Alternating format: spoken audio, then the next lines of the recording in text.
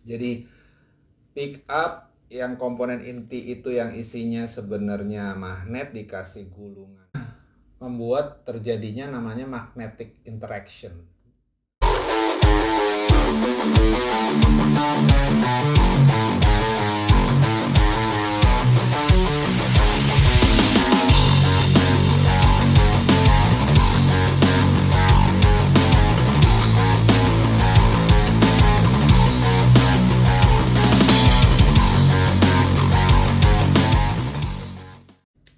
Halo, assalamualaikum, selamat malam. Mau ngomong apa sekarang? Gitar and physics deh, masih nyambung. Sekarang mungkin yang part 2-nya. Eh, aplikasi atau fisika terapan yang paling nyata ke musik itu ya elektrik gitar. Elektrik gitar. Jadi kayak ini sebenarnya aplikasi dari fisika terapan yang paling nyata di kehidupan sehari-hari. Nah, eh,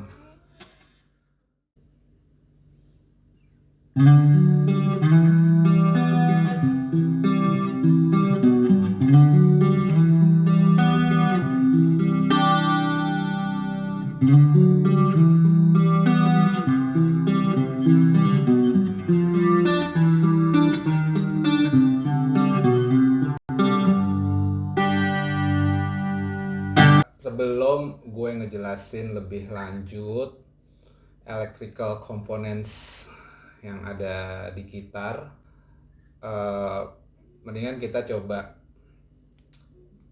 belajar dulu general physics dari gitar lah, fisika dasar dari gitar. Sebenarnya alat musik gitar ya, eh, gitar akustik ataupun gitar elektrik, pada saat dimainkan dia akan menghasilkan getaran dengan beberapa frekuensi yang berbeda pada saat yang bersamaan. Jadi maksudnya kayak misalnya kita bunyikan secara bersamaan open string semua senar gitar, sebenarnya dia itu frekuensinya beda-beda, tapi akan bunyi dalam waktu yang bersamaan. Nah, sebelum lebih jauh ngomongin elektrik gitar, eh, mungkin kita balik lagi deh ke teori dasarnya. Sebenarnya bunyi itu apa? Bunyi itu apa sih? Bunyi itu sebenarnya eh, getaran suatu benda, ya. Dalam hal ini senar gitar getarannya yang ditangkap oleh telinga terus diterima sama otak. Nah, sebenarnya kalau dari bunyi itu sendiri, bunyi ada dua jenis-jenisnya. Jadi bunyi tidak teratur sama bunyi teratur. Nah, kalau bunyi tidak teratur tuh contohnya kayak bunyi angin. Terus kalau bunyi teratur tuh contohnya kayak ya bunyi musik lah ya. Nah, faktor bunyi itu macam-macam. Ada beberapa faktor bunyi. Nah, yang pertama amplitudo. Amplitudo itu kuat lemahnya suatu bunyi ya. Yang kedua, faktor kedua itu frekuensi. Nah, frekuensi itu bunyi dengan nada yang berbeda-beda. Jadi misalnya kayak frekuensi besar, kalau frekuensi besar berarti nadanya tinggi, vice versa lah. Jadi kalau frekuensinya kecil berarti nadanya rendah. Nah, dari kalau ngomongin frekuensi, sebenarnya frekuensi itu kalau yang bisa didengar sama manusia, kalau balik lagi ke fisika dasar, itu fisika SMP kayaknya kalau nggak salah. SMP atau SMP kayaknya. Jadi frekuensi ada yang namanya audio frekuensi. Jadi dari 20 Hz sampai 20 kHz. Itu frekuensi bisa didengar. Nah, kalau di bawah 20 Hz itu infrasonik namanya. Jadi nggak bisa didengar oleh manusia. Kalau di atas 20 kHz itu ultrasonik namanya. Nggak bisa didengar juga oleh manusia, cuma didengar sama binatang atau hewan tertentu. Frekuensi ya. Itu tadi contohnya kalau kayak frekuensinya besar berarti nadanya tinggi. Itu mungkin contohnya kayak kayak kayak lagu ini nih.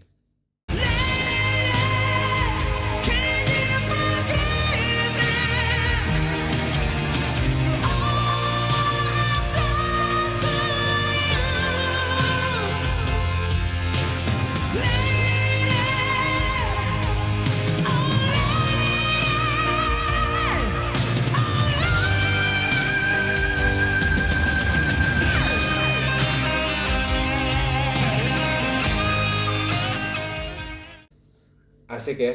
Nah itu tadi sampel Still Heart tuh lagu She's Gone.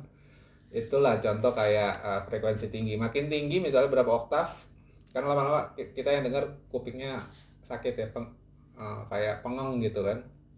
Nah, tapi kalau yang nada rendah itu dihasilkan dari frekuensi-frekuensi rendah juga, frekuensi kecil lah. Jadi low tone, low tone mungkin contohnya kayak begini nih. Memang salahku yang tak pernah bisa meninggalkan dirinya untuk bersama kamu. Walau untuk terus bersama, kan ada hati yang kan terluka, dan ku tahu kau tak mau. Asik ya, Baby Romeo ya. Baby Romeo itu nadanya sama, tapi karena dia frekuensinya rendah, jadi dia kedengaran jadi low tone jadi.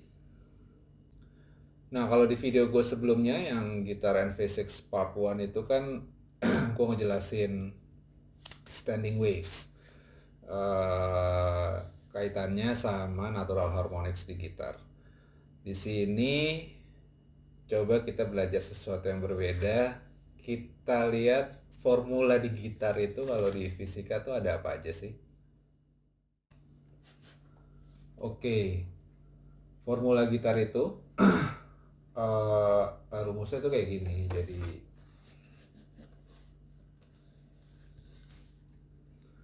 V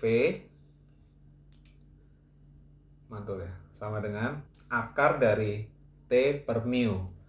V itu apa? V itu kecepatan, jadi velocity. kecepatan senar gitar bergetar itu, faktor-faktor yang mempengaruhi itu ada di T-nya, tension. Tension itu tegangan senar sama mu. Mu itu linear density. Linear density itu apa? Mu itu kalau diturunin ya. Nah, jadi mu-nya yang ini itu linear density itu maksudnya massa jenis dari senar. Jadi faktor-faktor yang mempengaruhi mu itu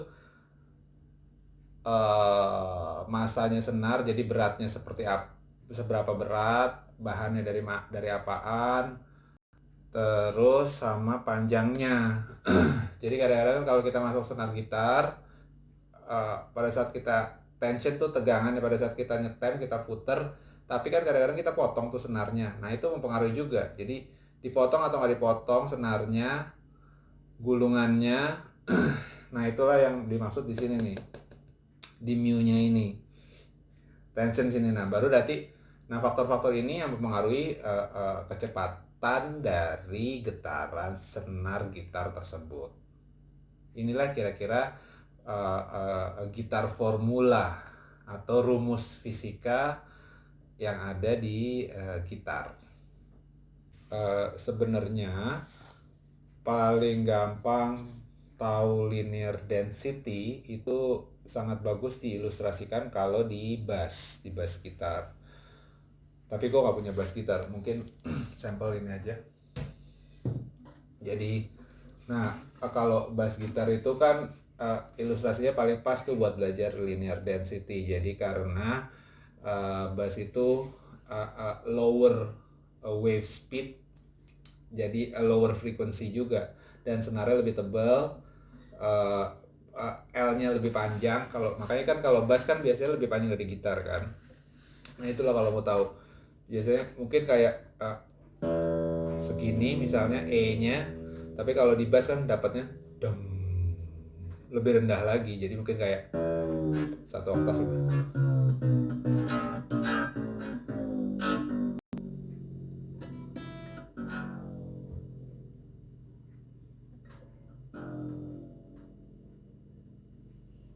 Mungkin kalau di bass itu seperti segini kali. Ya kira-kira kayak gitulah.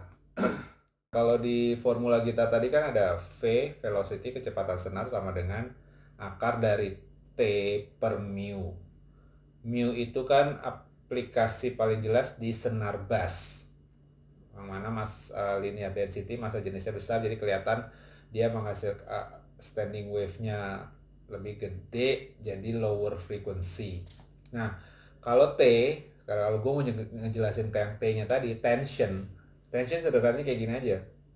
Kalau lo misalnya punya kayak kotak gitu ya, kotak bolong gitu ya, terus lo kasih karet gelang gini nih, kayak gini nih.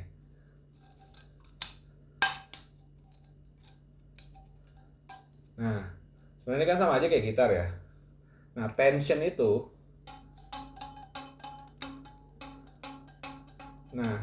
itu adalah ketegangan dawainya, ketegangan sama. Jadi kayak misalnya kalau segini lo tarik, makin dikencengin, nadanya kan makin tinggi ya. Kalau dikurangin tensionnya, nadanya jadi rendah, frekuensinya lebih rendah gitu. Nah itu tension di gitar itu sebenarnya tegangan senarnya nih. Nah lo dari sini, nah inilah tension. Itu tadi rumusnya T. Kalau tadi kan udah ada sampel tension T.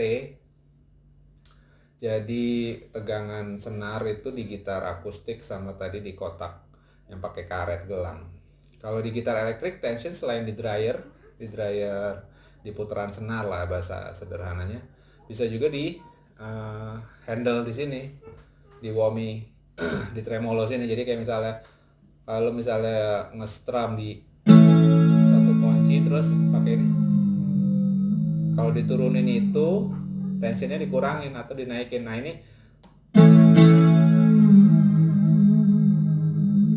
itu main tension, main tegangan senar gitu. Karena ini fixed bridge gitar, jadi dia bisa turun aja, jadi lowering the tension aja. Mungkin kalau gitar elektrik ada yang fixed bridge, ada juga yang Floyd Rose. Floyd Rose tuh dia bisa naik turun gitu, jadi tensionnya bisa naik bisa turun. Kalau ini turun doang.